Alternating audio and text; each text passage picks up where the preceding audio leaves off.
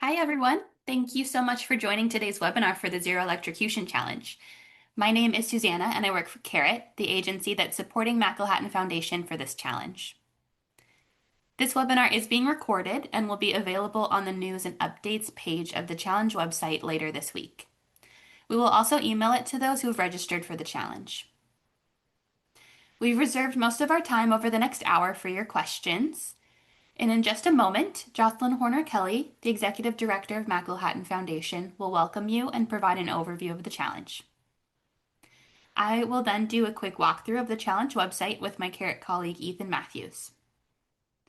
Then my colleagues Amy Klein, Cristobal Villena, and Amare Silva, also from CARET, will help open it up for your questions. And as questions come up, please type them into the questions box and we'll answer as many as we can within our allotted time today. If you have a question that does not get answered during this call, we encourage you to email us at questions@02050.org, and we'll make sure to follow up with you directly.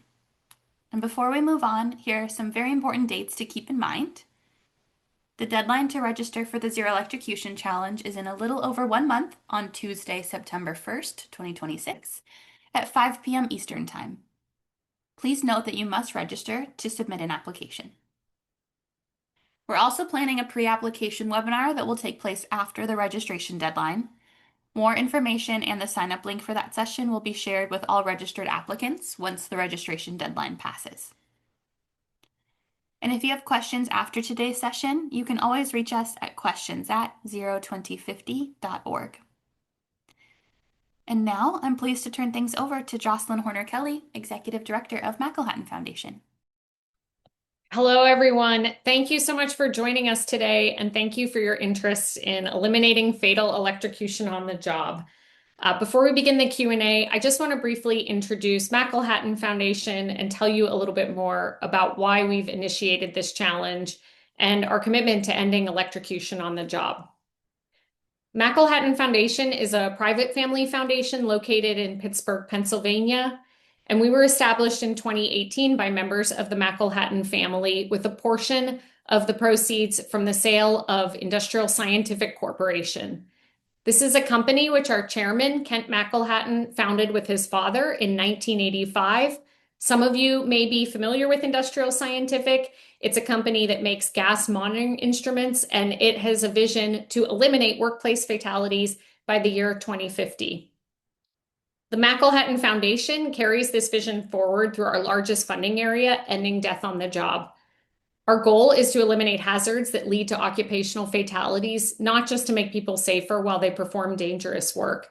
And Zero 2050 is core to that effort, reflecting our bold vision for innovations that make occupational fatalities a thing of the past.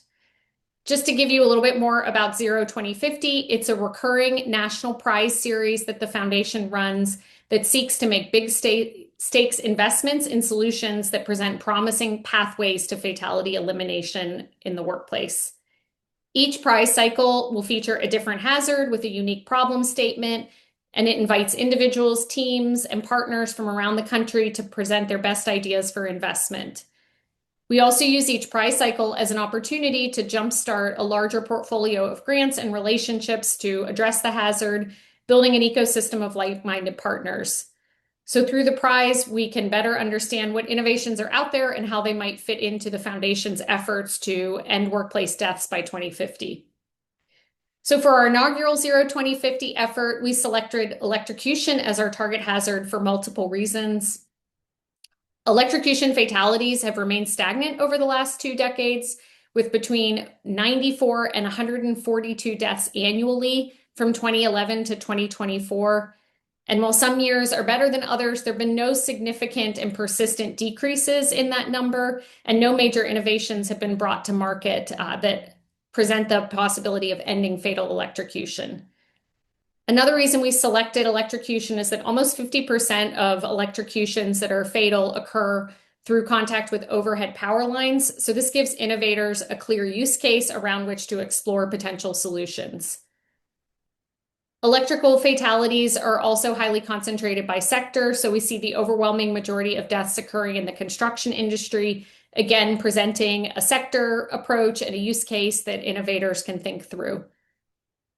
Finally, while we aim to eliminate fatal electrocution, we recognize that fatalities are closely connected to serious injuries.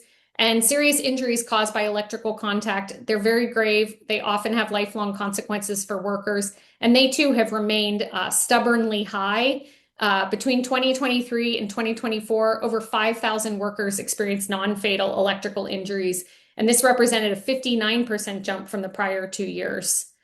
So while the foundation does not have all the answers in solving one of these most persistent causes of occupational fatality, we do have a keen appetite for innovative solutions and a willingness to invest deeply in opportunities that will make work safe in the future. With that, I will pass it back to Susanna, and I look forward to answering everyone's questions. Thank you so much. Great. Thank you so much, Jocelyn. And next, let's go through an overview of the challenge website and the process to participate in this challenge. Your first step to help gauge whether you're a good fit for this opportunity is the Participant Readiness tool, which you can access from the main drop-down menu. This tool walks you through several questions to help gauge eligibility for this challenge. If you answer yes to each question in the Participant Readiness tool, we encourage you to complete the registration process. And if you feel that your organization is a strong fit for the challenge, we encourage you to complete the registration process as soon as possible if you have not already. Please note that registration does not require you to submit an application, but it is required to participate should you decide to apply. As such, we encourage you to register before the deadline, even if you're still deciding whether to apply. And registration is required, again, for you to be able to submit an application, and registration is a very simple process. You'll go to the upper right-hand corner or footer of any page on the website and click on the button that counts down to the number of days left to register. You'll then be instructed to create and confirm your account. Once confirmed, you'll be prompted to submit some basic information about you and your organization so we can help better understand our registrant community. You can opt in to receive an email confirmation of your registration, and if you're able to access the online application form and forums on the platform, then you've registered properly for the challenge. The Zero Electrocution Challenge, like all of our challenges, is rooted in the values of openness, transparency, and fairness. We want to be sure that everyone who registers and applies for this opportunity knows exactly what we expect from them, when and how they are going to be scored, and who will be evaluating their solutions. This website is built as an instructional guide to understand that process. An important resource to review even before you register is the application. The full text of the application is available for any visitor to this site, and you can see all of the questions, prompts, requirements, and word count limits. The application has several sections. You are encouraged to read all of them so that you have a good grasp of what's required to submit a full application. And once you've done that, you should have a strong sense of what you'll need to do to apply. And then next, let's take a look at the About page. This provides additional details about the challenge, the problem we're aiming to solve, and links out to relevant data about workplace electrocution that Mac-Hatton Foundation has compiled. We encourage you to review this data as you work on your application. And now let's visit the Rules page. On this page, you can read about the legal stipulations governing your participation. You can find the eligibility criteria and learn more about the detailed terms and conditions. Administrative review will take place immediately following the submission deadline. The Zero Electrocution Challenge team will review all submissions to ensure they comply with the rules and application requirements. All complete and valid applications will then move on to peer-to-peer review. So the next question we typically get is, how will the applications be evaluated? And on the challenge website, on the main menu, you can click on Scoring Process and then Scoring Rubric to see the 4 criteria that will be used during the peer-to-peer review process, as well as by the evaluation panel to score and comment on the submissions. The 4 criteria are effective, game-changing, feasible, and scalable. Each trait consists of a prompt that details what each of those criteria mean in this context, and each trait will be given a score between 0 and 5. You can toggle back and forth between the scoring ranges for any given trait, and a phrase will appear to provide further detail on what a low and high score means for the Zero Electrocution Challenge. We encourage you to familiarize yourself with this rubric to help build a strong proposal.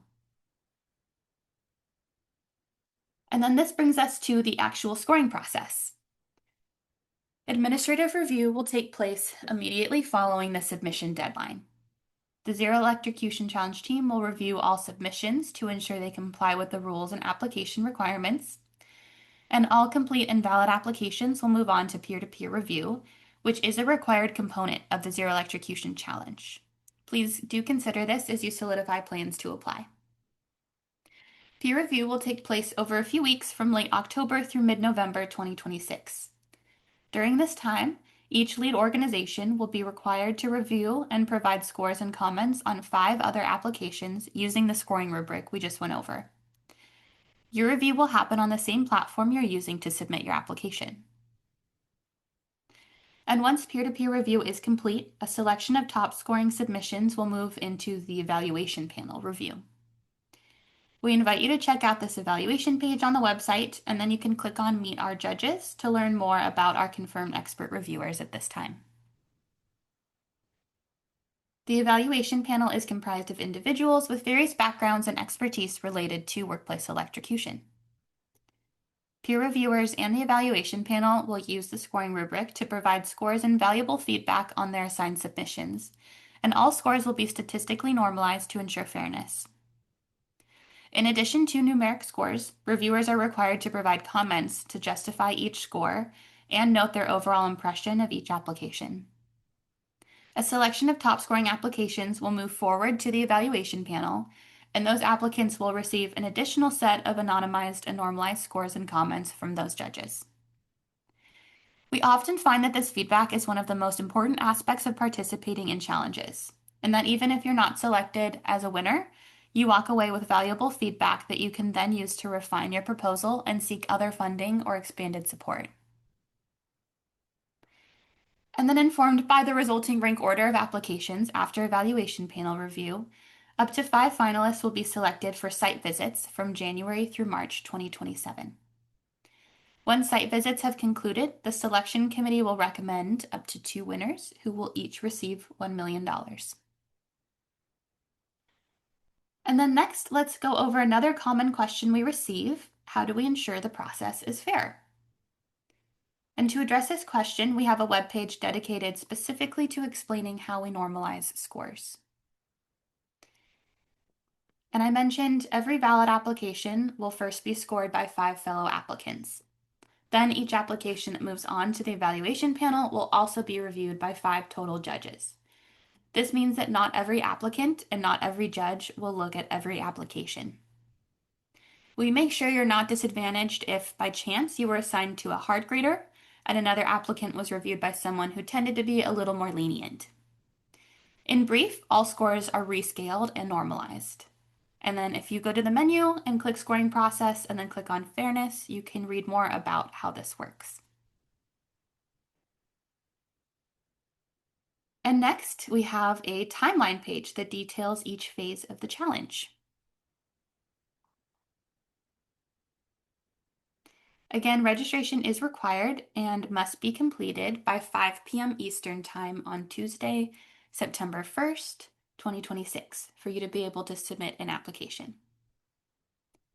And once you register, you'll have access to the full application platform where you can enter and submit your application. The submission deadline is 5 p.m. Eastern Time on Thursday, September 24th, 2026. And the timeline goes on to list all other key dates related to the challenge, including peer review, evaluation panel review, finalist selection, site visits, award selection, and award announcement. And our website also includes other helpful areas like news and updates. On this page, we'll post the recording of this webinar and other updates along the way. So be sure to continue checking the news page for more updates. And we also have a series of frequently asked questions on the FAQ page of the website. Questions answered on today's webinar will be added, and we'll continue to update this page throughout the process. And as such, we encourage you to read over all of these FAQs and check back for updated information and guidance. And now we can move on to the Q&A portion of today's webinar. Please continue to add your questions to the questions box, and we'll get to as many as possible today.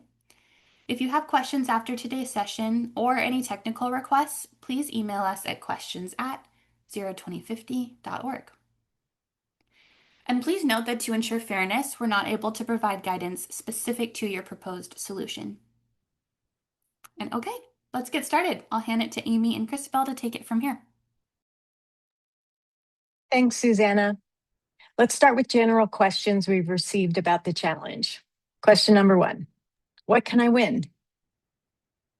Yes, the Zero Electrocution Challenge seeks to catalyze and amplify bold ideas that present pathways to eliminate life-threatening tasks that lead to fatal workplace electrocution by the year 2050, all while increasing enterprise profitability and productivity.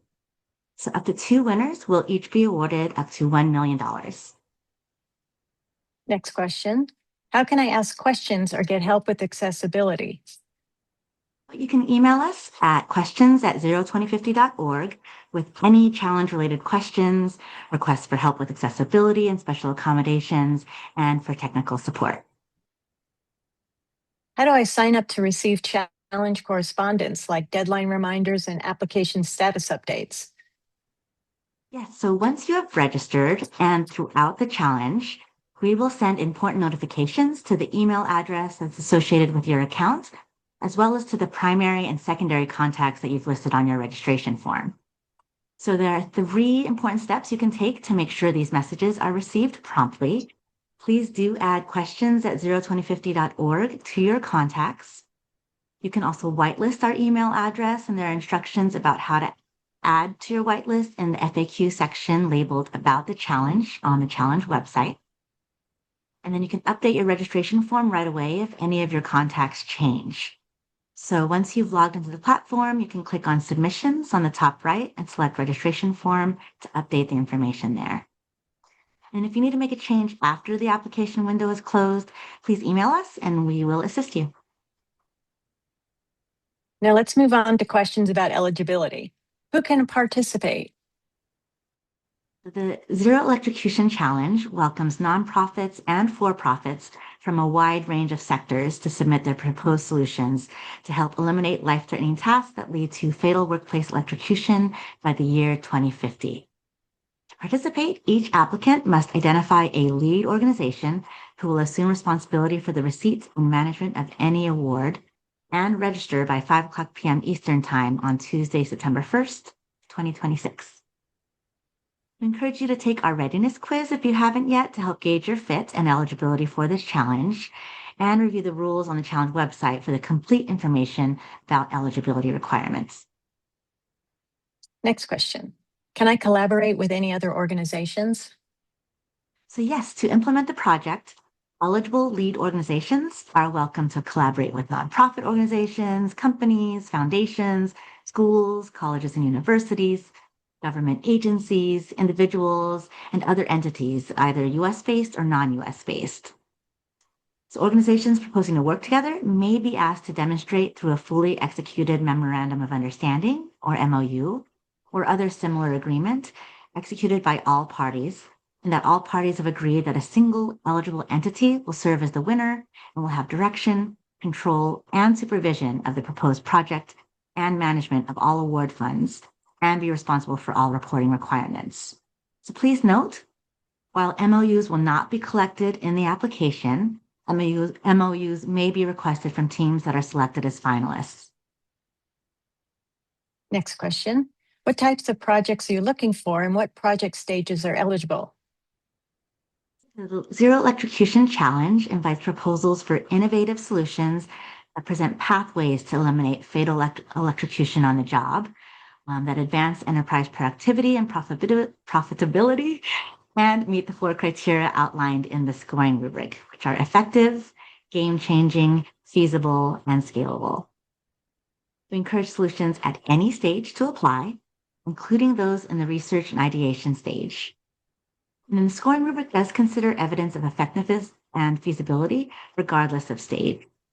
So if you don't have evidence of impact of your own solution, please be sure to point to research-backed practices on which your solution is based, or I can't pronounce this word, anyway, solutions achieving meaningful impact that you think your solution may similarly achieve. Be sure to review the scoring rubric to understand how applications will be evaluated. And winners will be announced in spring of 2027 and will have opportunity to share progress on the proposed goals and objectives of their solution over a maximum 2-year project period. The following questions will relate to the application. How do I apply? Again, we encourage you to first gauge your fit and eligibility for the Zero Electrocution Challenge by completing the readiness tool, then register no later than 5 p.m. Eastern Time on Tuesday, September 1. Registration is required and is a simple 2-step process. First, you'll create a username and password. Then you'll check your inbox to confirm your registration. And then once you complete that online registration form, please submit your application online no later than 5 p.m. Eastern Time on Thursday, September 24th. And please note, registration does not require you to submit an application, but it is required to participate should you decide to apply. So as such, please register before the deadline, even if you are still deciding whether to apply. Next question. Can I complete more than one submission? So you may only complete one submission as the lead organization, and an organization can serve as a partner on a team for multiple applications as long as each application proposes a separate and distinct solution.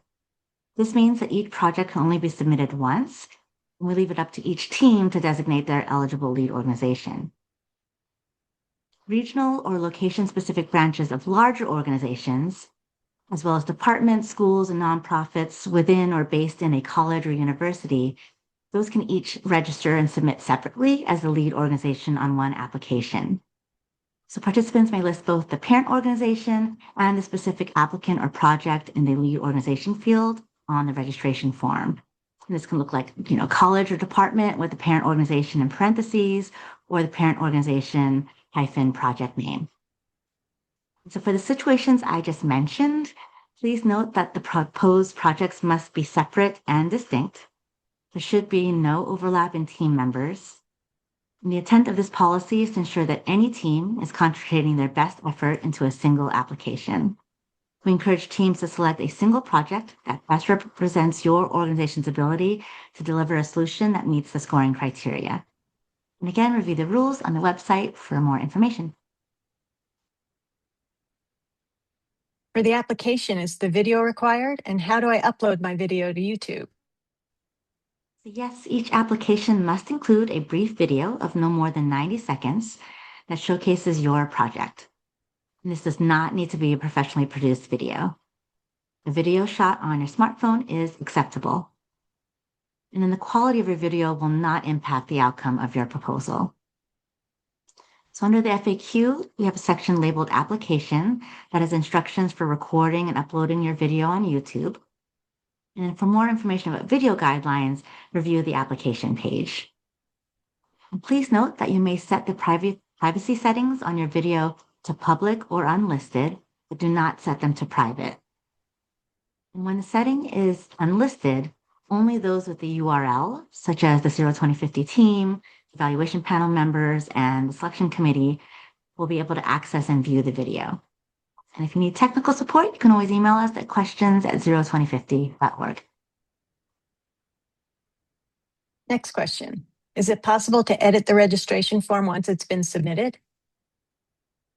Yes, you may update the registration form up until the application deadline of 5 p.m. Eastern Time on Thursday, September 24th. Again, from the Submissions tab of the platform, you can select Registration Form to update this information. Next question. Are application materials confidential? Your submission may be shared with 5 of your fellow applicants as part of that peer-to-peer review. Also, 5 evaluation panel members will be reviewing these submissions, the selection committee, and the 2050 team during the evaluation process. Portions of your application may be published online as well and may be shared with the general public to promote your proposal or to highlight results.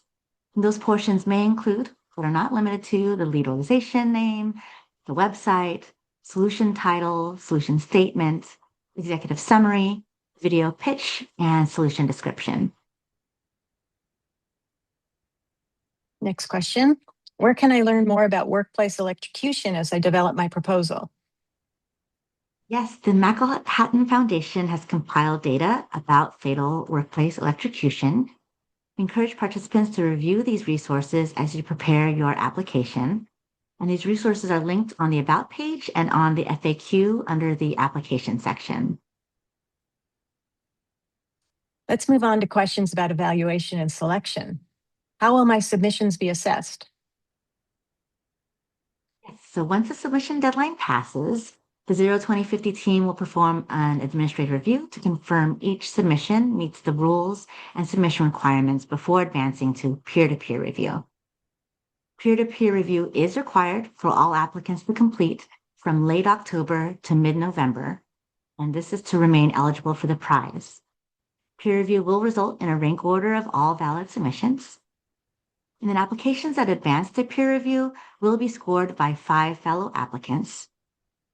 Based on the rank order of scores, a selection of top scoring applications will move forward to the evaluation panel. So peer reviewers and the evaluation panel will use the scoring rubric to provide scores and valuable feedback on their assigned submissions. And all scores will be statistically normalized to help ensure fairness. Applicants that advance the evaluation panel will be reviewed by 5 judges.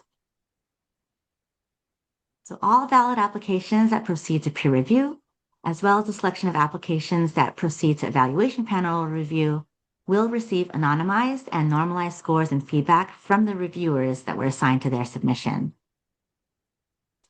Informed by the resulting rank order of applications after evaluation panel review, up to 5 finalists will be selected for site visits from January to March 2027.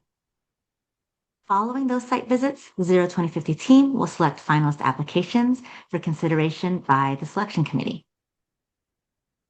And then based on considerations that may include, but are not limited to, the evaluation panel resulting rank order and a diversity of solutions, geography, and feasibility, the selection committee will recommend up to 2 winners to each receive $1 million. Final decisions and selection of the winners will be made by Manhattan Foundation. And winners will be announced in early 2027. Will applicants receive feedback on their submissions? Yes, each team who participates in peer-to-peer review will receive anonymized and normalized scores from the reviewers, as well as written feedback. So each peer reviewer and evaluation panel judge scores on the submissions assigned to them using the scoring rubric. In addition to numeric scores, reviewers are required to provide comments to justify each score and then note their overall impression of each application. And again, a selection of top scoring applications will move forward to the evaluation panel, and those applicants will receive an additional set of anonymized and normalized scores and comments from those judges. We find that this feedback is one of the most important aspects of participating in these challenges, and that even if you're not selected as a winner, you walk away with valuable feedback that you can then use to refine your proposal and seek other funding or expanded support. Next question.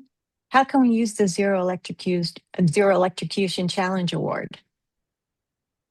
Award funds must be used for the project for which they are intended and may be dispersed to partners for project-related purposes. Again, please review the rules for more information about prohibited use of award funds.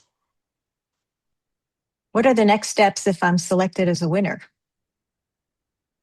Winners will be publicly announced in spring of 2027. The Manhattan Foundation will work with the awardees to execute an award agreement. And then projects will be implemented over a maximum 2-year project period, and winners will be required to report progress towards milestones and other goals. Those reporting requirements may vary based on the organization and the project and will be determined by McElhatton Foundation. Please review the rules for more information, including a link to a sample award agreement. Next question. Once the winners are selected, will the results be available to the general public or only to applicants? The winners of the Zero Electrocution Challenge will be publicly announced in spring 2027. After the winners are announced, an online searchable database of applications will be shared on the challenge website. Applicants will have the opportunity to opt out of this list if they prefer.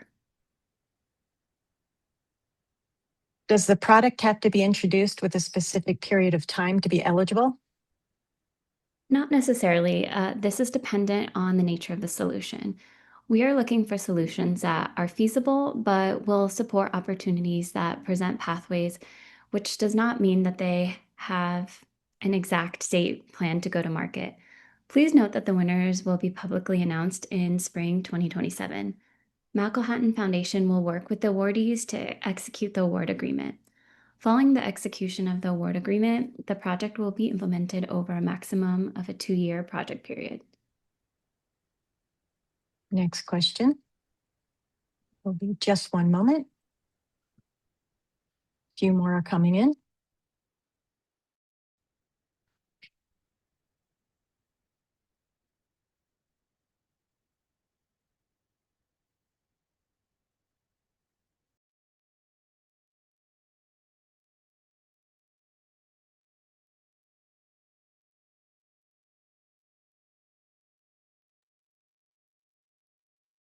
As we work on the questions you all are submitting, just a reminder that this session is being recorded and will be made available afterward.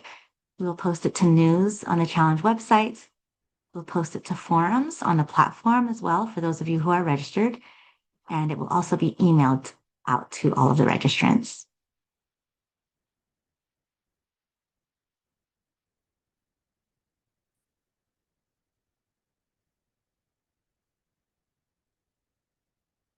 And again, even if you're not sure you will submit, please just go ahead and register just to make sure that you have the ability to participate.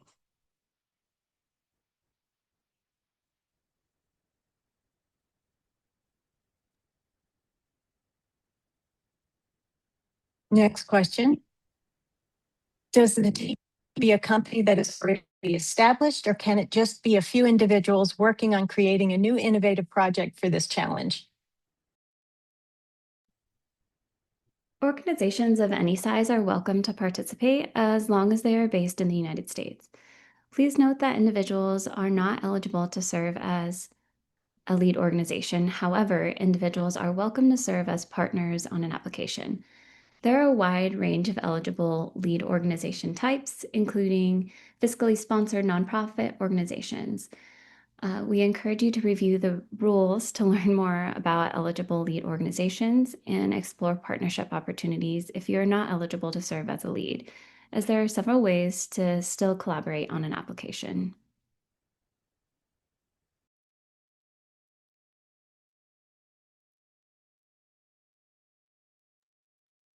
One moment. A few more are coming in.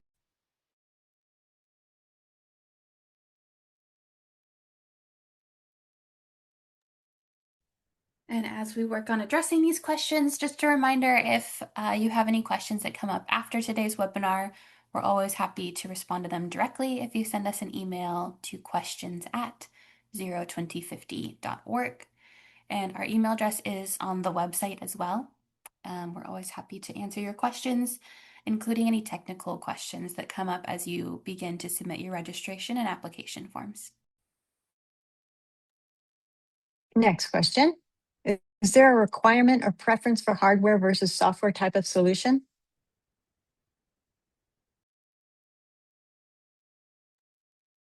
No, but the nature of the problem requires solutions that can be implemented in workplaces and not vulnerable to human error. The criteria for scoring is on the website.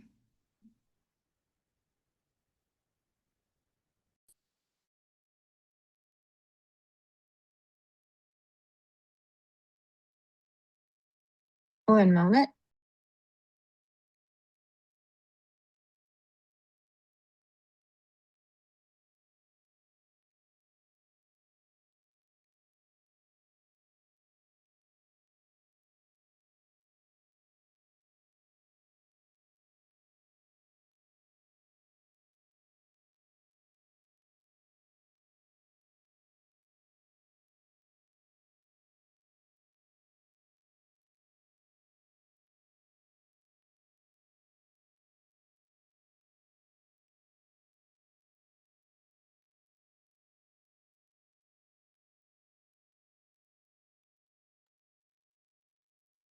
To work on your questions, please remember the registration deadline is September 1, 5 p.m. Eastern.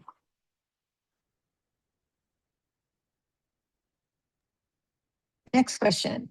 Are the full applications going to be public in any way, or do they stay confidential outside the peer reviews?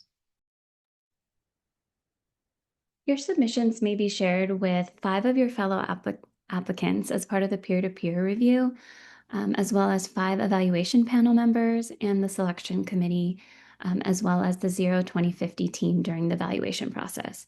Portions of your application may be published online and may be shared with the general public to promote your proposal or to highlight results.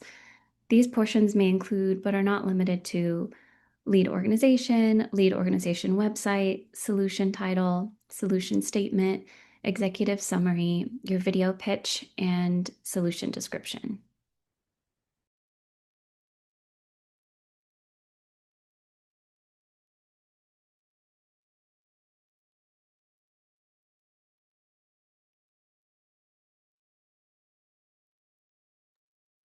A few more are coming in. One moment.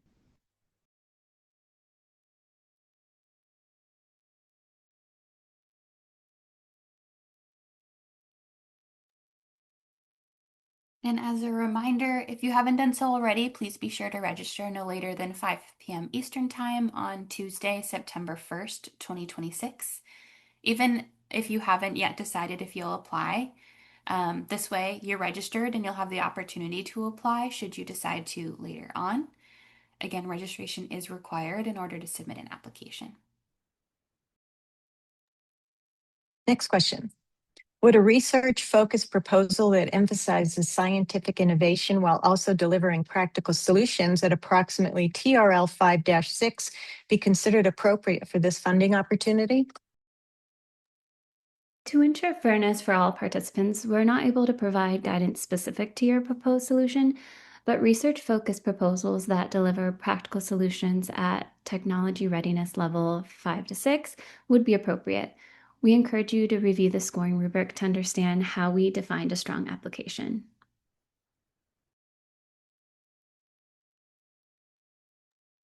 And please continue to add any questions you have to the Q&A box. We're happy to get to those today. And as a reminder, of course, if questions come up after today's webinar, we're always available at questions@zero2050.org.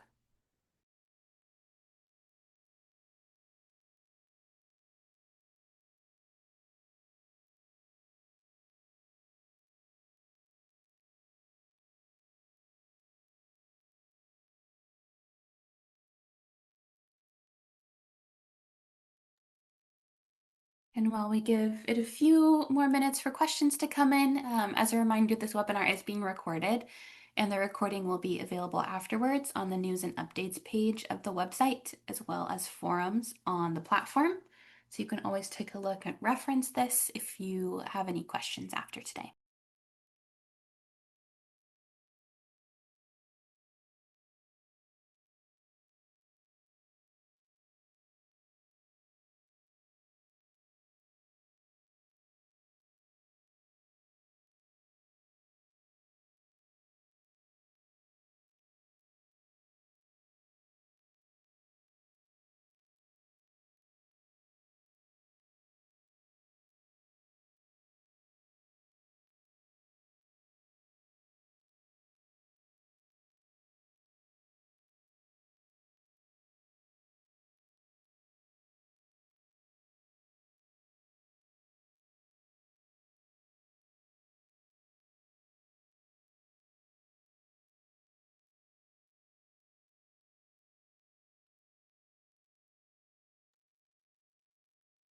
We have another question. I believe the agreement template covers this, but double checking, the product that may be built under the challenge can be commercialized by the teams afterwards, correct? And I'm going to pause for just a moment to make sure we have the correct answer.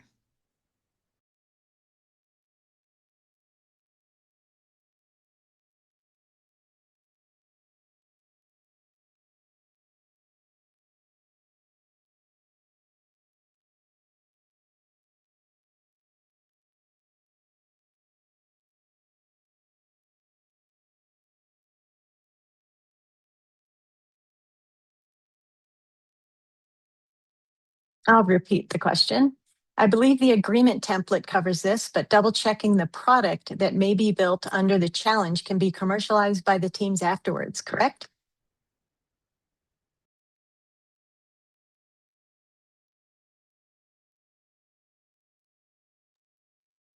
Yes, we are looking for solutions that are commercially feasible and scalable. The foundation will not retain IP rights over solutions in which it makes an early investment.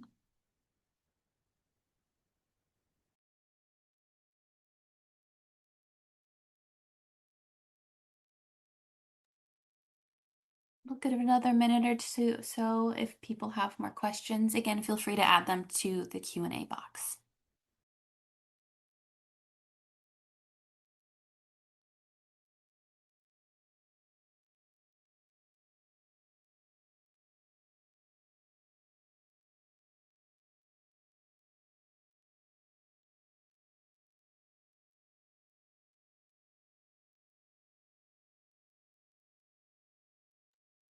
Okay, it looks like those were all of the questions today. Thank you so much for joining today and for sharing these great questions with us. If you haven't done so already, again, please be sure to register no later than 5 p.m. Eastern Time on Tuesday, September 1st, 2026. Even if you haven't yet decided if you'll apply, this way you're registered and you have the opportunity should you decide to later. And again, a recording of this webinar will be posted on News and Updates, to forums for those logged into the platform, and will be emailed to registrants. If you have any more questions after today, please email us at questions@02050.org. And it looks like we actually did have another question come in, and we have some time to answer it. If you all would wait just a few moments, we'll get that answered for you.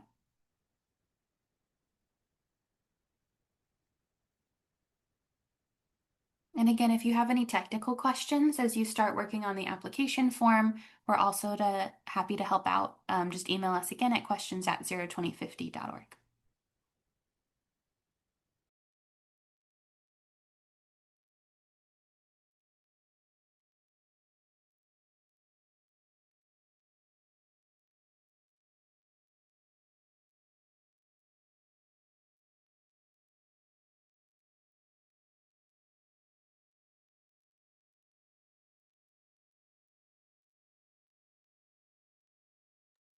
Just give us another minute while we work to answer this question.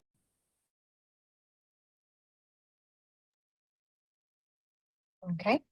Will solution related to developing training materials be considered? Training materials would not be considered a feasible solution, but process innovations and adaptations to approaches to the work would be considered eligible. We are looking for solutions that are not vulnerable to human error. And again, the scoring rubric is available on the website, and that will help provide guidance as to what we've defined as a strong proposal.